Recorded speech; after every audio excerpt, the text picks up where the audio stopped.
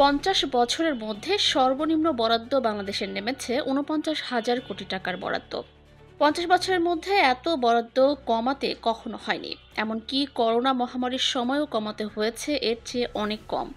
এই অবস্থার নেপথ্যে রয়েছে প্রধানত 5টি কারণগুলোর মধ্যে আওয়ামী লীগ সরকারের পতন, উন্নয়ন সহযোগীদের অর্থ ছাড় না করা, অন্তর্বর্তী সরকারের কড়াকড়ি, অদক্ষতায় সময়মতো কাজ করতে না পারা এবং পুরনো সমস্যার আবর্তে ঘুরপাক।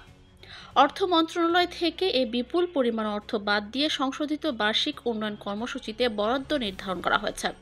এ প্রসঙ্গে জানতে চাইলে পরিকল্পনা উপদেষ্টা ডক্টর ওয়াহিদ উদ্দিন মাহমুদ বলেন, এ অর্থ বছরে আমরা চাইছি এডিপি ছোট থাকুক, কেননা অনেক বড় বরাদ্দ দিয়ে ব্যয় করতে না পারলে সেটি ভালো দেখায় না।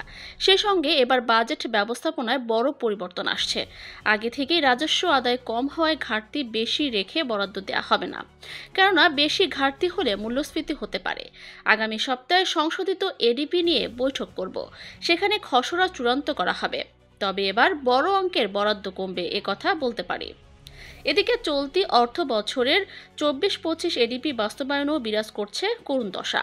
6 মাস পেরিয়ে গেলেও গত ডিসেম্বর পর্যন্ত 3 মন্ত্রণালয় ও বিভাগ বরাদ্দের 1% অর্থও খরচ করতে পারেনি। এগুলো হলো স্বাস্থ্য, শিক্ষা ও পরিবার কল্যাণ বিভাগ, অভ্যন্তরীণ সম্পদ বিভাগ এবং পররাষ্ট্র মন্ত্রণালয়। এছাড়া 19টি মন্ত্রণালয় ও বিভাগের এডিপি বাস্তবায়ন হার এখনও 10%-এর নিচেই রয়েছে।